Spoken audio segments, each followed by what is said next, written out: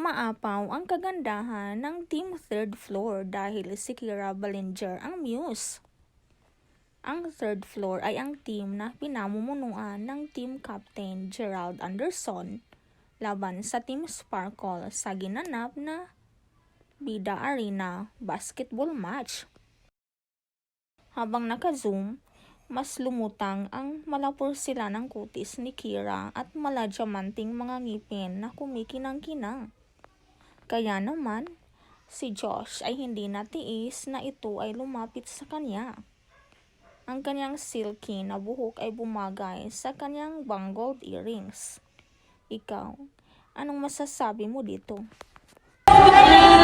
Diba?